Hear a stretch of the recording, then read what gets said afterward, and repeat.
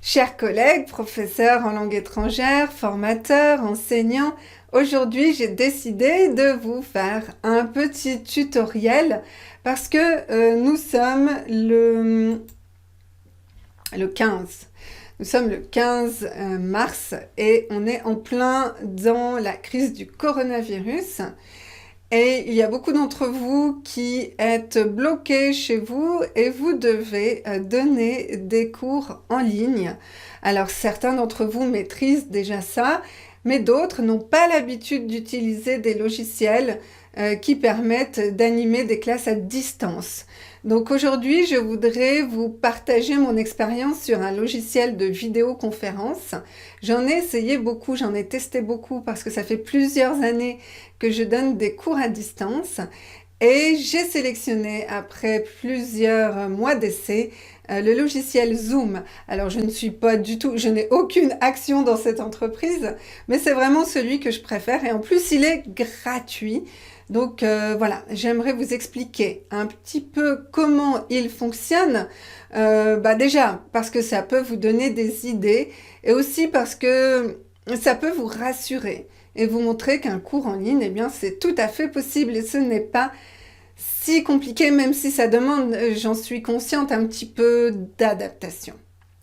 Donc, on y va. Je vais vous montrer d'abord comment et où trouver ce logiciel.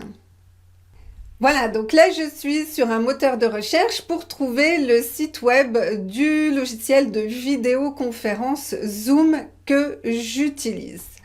Alors, on va où vous voulez dans la barre de recherche. On va taper zoom.us. Zoom.us. Alors, pourquoi j'ai choisi ce logiciel? Je vous en ai déjà parlé. D'abord, alors il faut accepter. Ok, on n'a pas le choix. Hop. Close. Donc, d'une part parce qu'il est gratuit, donc ça c'est vraiment super, et il est vraiment très efficace et adapté à l'enseignement. Je vais vous montrer plus en détail pourquoi. Mais d'abord, ce que vous allez faire, quand vous arrivez sur la page d'accueil, alors vous n'allez pas perdre de temps, c'est assez mal classé, donc vous descendez tout en bas, en bas, en bas, en bas, là vous voyez c'est écrit télécharger, c'est tout petit mais vous pouvez le voir. Et dessous, il y a écrit client de réunion Zoom. Donc, vous cliquez dessus. Et là, vous pouvez télécharger le client Zoom pour les réunions. Donc là aussi, vous cliquez. Et là, là, on voit pas bien, mais vous appuyez sur sauver. Bon, alors moi, j'ai pas vraiment besoin de le faire parce que j'ai déjà ce logiciel installé sur mon ordinateur. Donc, une fois que vous l'avez téléchargé, installé, etc., etc., eh bien, il y a une petite icône qui va apparaître et vous pourrez cliquer dessus. Donc là, on a ouvert le logiciel Zoom. On est sur une petite fenêtre qui s'ouvre et au départ, il va vous demander de vous inscrire. Inscription gratuite. Alors moi, je suis déjà inscrite, donc je vais entrer mon adresse mail et mon mot de passe. Ensuite, on se connecte et puis là, on arrive sur l'interface. Alors, l'interface, elle est intéressante. Vous avez... donc, vous pouvez créer une nouvelle réunion, c'est ce que vous allez faire au départ. Et vos élèves, eux, ils vont peut-être rejoindre, mais ils n'ont pas vraiment besoin de cliquer sur rejoindre. Bon, alors, vos élèves doivent aussi faire la même chose que vous. Ils doivent télécharger Zoom, soit sur leur ordinateur, soit sur leur téléphone. Ça marche aussi sur le téléphone. Donc, vous, ce que vous allez faire, c'est que vous allez programmer une réunion pour vos élèves. Donc, vous cliquez sur « Programmer ». Donc, là, vous allez choisir la date. Donc, par exemple, on va dire aujourd'hui, donc le dimanche 15. Vous allez mettre l'heure, donc on va mettre 19 heures. Et on va mettre la durée. Alors, la durée, c'est pas très important parce que si vous dépassez, ça ne va pas couper. Donc, vous mettez ce que vous voulez, par exemple 2h30. Ok, c'est tout ce que vous avez besoin de remplir. Tout le reste, vous n'en avez pas besoin. Ce qui est intéressant ici, c'est pour l'audio, vous mettez téléphone et audio de l'ordinateur. Comme ça, si vous avez des élèves qui utilisent le téléphone, c'est toujours bon. Et puis ensuite, vous pouvez le connecter soit au calendrier Outlook, soit au Google Agenda, soit autre calendrier. Alors pour commencer, moi je vous conseille de faire autre calendrier. Moi j'utilise le Google Agenda, mais autre calendrier, ça va très bien. Donc vous cliquez sur Programmer. Donc là, du coup, ça vous envoie tout un blablabla où on vous dit, voilà, votre réunion, elle est là, nanana. Alors, ce qui est intéressant, ce qui est important ici, c'est le lien qui est là. C'est ce lien-là, c'est ce lien que vous devrez transmettre à vos apprenants pour qu'ils rejoignent votre réunion. Donc, vous pouvez tout envoyer. Moi, ce que je fais, du coup, c'est que je clique sur copier dans le presse-papier. C'est copié. Ensuite, vous allez sur votre boîte mail. Et là, vous contactez tous vos apprenants, tous vos élèves. Et puis, vous cliquez sur coller. Et là, ils auront toutes les informations avec le lien. Ils pourront cliquer sur ce lien au moment de la réunion. Parce que vous voyez, il y a la date et l'heure. Et vous allez tous vous retrouver dans une réunion Zoom. Et je vais vous montrer maintenant comment ça se passe à l'intérieur d'une réunion Zoom. Donc d'abord, quand vous avez créé votre réunion, elle va apparaître dans la liste des réunions qui est là. Donc bon, moi j'en ai quelques-unes là qui sont déjà programmées. Donc si par exemple vous voulez faire cette réunion, eh bien vous cliquez dessus, vous voyez il y en a plusieurs, vous cliquez dessus et vous cliquez sur commencer. Mais si vous voulez tester autrement, ben, vous allez sur l'accueil et vous cliquez sur nouvelle réunion. Donc voilà, là je suis en train de me connecter, donc mon ordinateur. Alors là, vous avez rejoindre l'audio par l'ordinateur. Donc ça c'est important. Si c'est la première fois, vous pouvez tester le haut-parleur et les microphones pour voir s'ils fonctionnent. Mais autrement, vous devez toujours cliquer là-dessus, hop, et vous voyez le microphone c'est ici, c'est en bas. Je vais peut-être agrandir un petit peu pour que vous voyez mieux. Voilà. Donc là, en bas à gauche, vous avez le microphone. Là, on voit qu'il est allumé. Vous cliquez sur la petite flèche. Et là, vous pouvez choisir votre microphone. Parce que moi, j'ai plusieurs micros, donc je dois choisir. Si vous avez un micro, eh bien, sélectionnez-le. Parce qu'autrement, il va sûrement prendre par défaut le micro de votre ordinateur. Voilà. Et pour la vidéo, c'est pareil. Donc, par défaut, moi, je l'ai pas enclenché par défaut.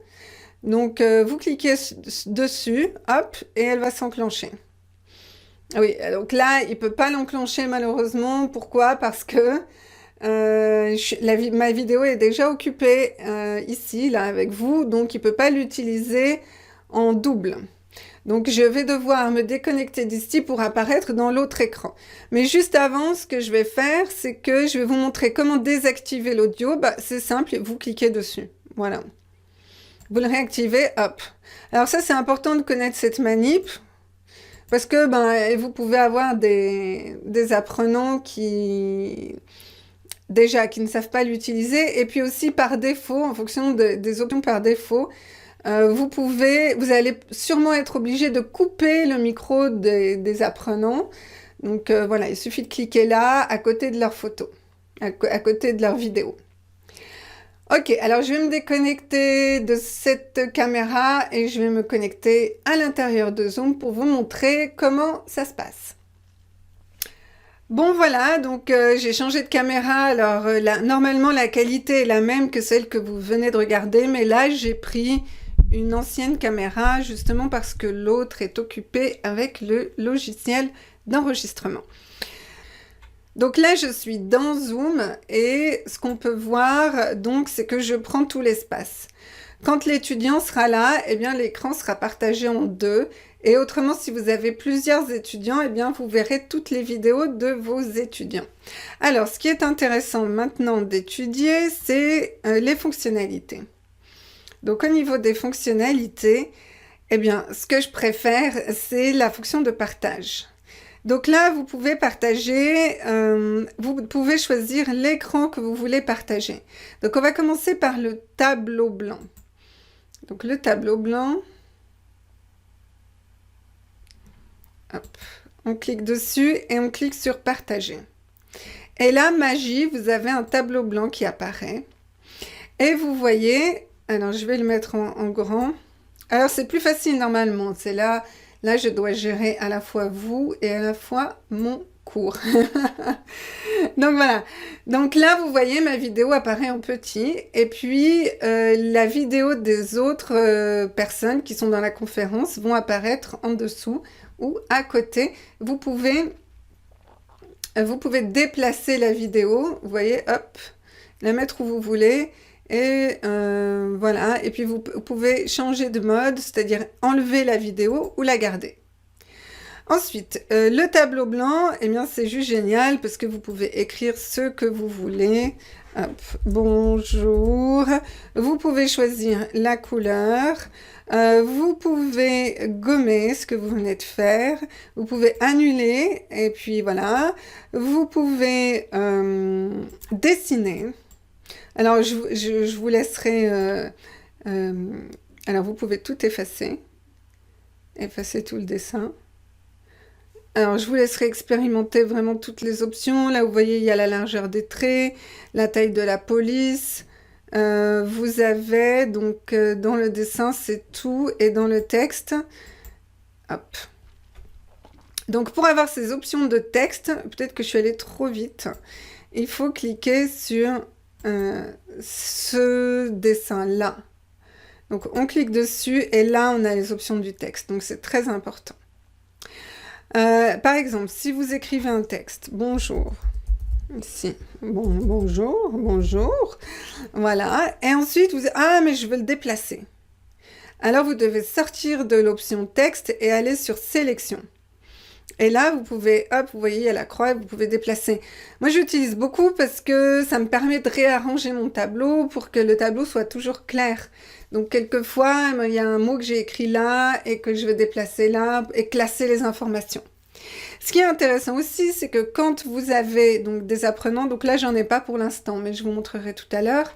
Donc, une fois que vous avez écrit des choses sur le tableau, vous pouvez l'enregistrer. Donc, vous cliquez ici sur enregistrer et ça s'enregistre automatiquement dans un dossier sur votre ordinateur. Dans documents, vous avez le fichier Zoom, le dossier Zoom et dedans, vous avez tout qui s'enregistre. Vous pouvez également enregistrer votre cours si il y avait des personnes absentes ce jour-là. Vous pouvez cliquer sur enregistrer ici.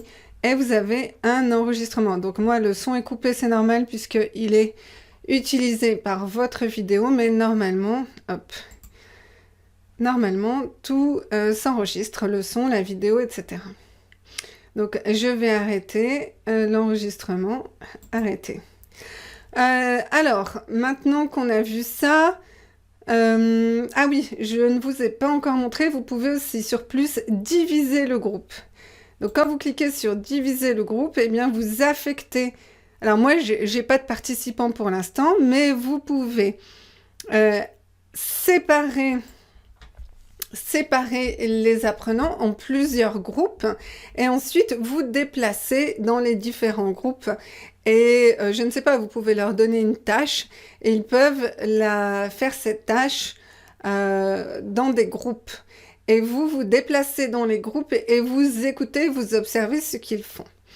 Alors, on va sortir. Donc, quand on veut sortir du tableau blanc, on clique sur non, alors, arrêter, c'est pour arrêter. Hop, là, on sort. Donc là, vous voyez, je suis sortie. Alors maintenant, je vais vous montrer comment faire avec un apprenant. Donc là, on voit l'apprenant. Je vais choisir le tableau blanc et je clique sur OK. Là, vous voyez mon image et en dessous, celle de mon apprenant. On peut mettre seulement mon image, aucune vidéo ou la vidéo des deux. Alors en général, moi, je mets la vidéo des deux, mais après, ça dépend vraiment combien d'apprenants vous avez dans la conférence. Ensuite... je peux lui donner le contrôle à distance en cliquant sur contrôle à distance et sur son nom. Donc là, on voit que c'est l'apprenant qui va écrire sur le tableau blanc. Donc, on sélectionne le texte. Hop, vous voyez là, je n'écris rien et c'est l'apprenant qui écrit son texte. Alors, il peut aussi choisir la couleur, la taille de la police. Donc, il a ses options aussi sur son écran. Il faudra simplement lui donner quelques instructions pour lui expliquer la première fois où cliquer. Ensuite, je reprends le contrôle. Donc ça, c'est très intuitif. Chacun peut écrire et déplacer la souris. Il faut juste se mettre d'accord pour ne pas la déplacer en même temps. Donc, je supprime le contrôle à distance comme vous avez vu. Et je retourne à l'espace de discussion plein écran. Là, je vais repartager mon écran et cette fois, je vais sélectionner un PowerPoint que j'ai préparé pour la leçon. Bon, là, je ne l'ai pas vraiment préparé pour la leçon, c'était pour une vidéo YouTube, mais je le sélectionne quand même pour vous montrer comment on peut utiliser un PowerPoint. Donc là, vous voyez le PowerPoint. Hop, je le mets en plein écran. Il apparaît aussi sur l'écran de l'apprenant. Là, je vois que la vidéo est sur l'écriture, donc je déplace la vidéo. Et comme j'ai préparé un PowerPoint avec des animations, à chaque fois que je clique sur ma souris, les animations arrivent les unes après les autres et je peux expliquer à mon apprenant. Maintenant, je veux qu'il fasse un exercice. Je lui redonne le contrôle à distance et je lui demande de compléter les phrases. Donc là, il dit « je parle de la situation ». Donc là, c'est lui qui a écrit « de là ». Vous voyez, c'est bleu, malheureusement, c'est pas la meilleure couleur. Donc lui, il peut sélectionner la couleur, il faut simplement lui donner les instructions pour lui expliquer comment faire. C'est exactement la même chose que vous quand vous voulez changer de couleur. Donc c'est vrai que c'est pas mal aussi de parler la langue de l'apprenant. J'avoue que ça peut être très utile pour lui donner des instructions rapides. Ensuite, il continue à écrire. Alors vous voyez, ce que vous pouvez faire autrement, c'est ne pas faire comme moi, c'est-à-dire ne pas faire un PowerPoint avec un fond violet ou bleu, en tout cas de couleur foncée. Vous gardez un fond blanc et vous mettez l'écriture noire. Ce sera beaucoup plus simple à gérer. Ensuite, je sélectionne l'outil pour montrer quelque chose. Donc ça s'appelle le projecteur.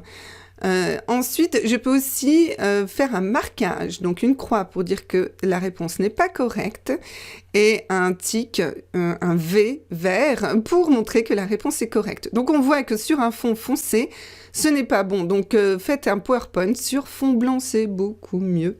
Donc ensuite, eh bien, je peux arrêter le partage d'écran et on retourne sur l'espace où on peut discuter. Je vous montre d'autres options. Donc ici, vous pouvez cliquer sur diviser en groupe. Donc si vous avez plusieurs apprenants, ça je vous ai déjà expliqué. Vous pouvez également enregistrer ici. Donc vous enregistrez la vidéo avec le son pour bien par exemple la mettre en ligne ou bien la donner à vos apprenants. Alors là, c'est l'espace de chat.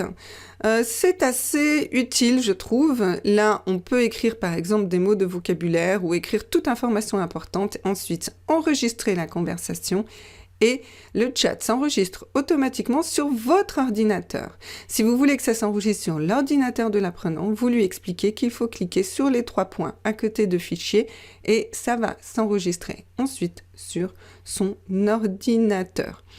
Donc c'est vrai que la première fois, eh bien, il faut lui donner les instructions pour lui expliquer un petit peu comment le logiciel fonctionne et vous finissez la réunion. Voilà, et là on retourne sur notre logiciel de base, sur la page de base. Donc ensuite, vous avez tout qui s'affiche à la fin de la réunion avec les différentes vidéos que vous avez prises, les copies du tableau blanc et les audios si vous voulez. Voilà, donc là on a vu toutes les possibilités avec Zoom. Ce qui est important de savoir aussi, c'est qu'il est gratuit pour toutes les leçons qui sont avec un seul apprenant. Donc si vous êtes 2, c'est gratuit. Vous pouvez faire une leçon aussi longue que vous voulez. Ensuite, si vous avez plusieurs apprenants, eh bien Zoom vous offre 45 minutes. Ensuite, c'est un peu gênant parce que la réunion s'arrête et vous devez tout recommencer. Et donc, si vous avez besoin de plus, eh bien, vous pouvez peut-être demander à votre établissement de vous payer l'abonnement. Ou si c'est rentable pour vous, eh bien, vous pouvez également vous payer l'abonnement. Je ne me rappelle plus exactement des tarifs, puisque moi, je l'utilise pour l'instant seulement en cours particulier. Donc, je ne paye rien.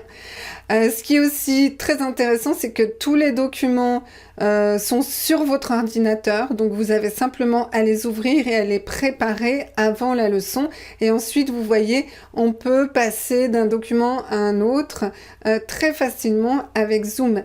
Et comme ils sont stockés sur votre ordinateur et pas sur le serveur, eh bien, il n'y a pas de bug, ça va très très vite. J'espère que vous avez bien compris comment fonctionnait Zoom et que ça vous a donné envie de l'utiliser. Si vous avez des questions, n'hésitez pas à me les poser. Et puis, ce qui est intéressant aussi, ce qui serait intéressant, ce serait que, eh bien, vous, si vous avez testé d'autres logiciels qui peuvent être utiles pour les cours à distance, eh bien, vous pouvez les mettre dans les commentaires.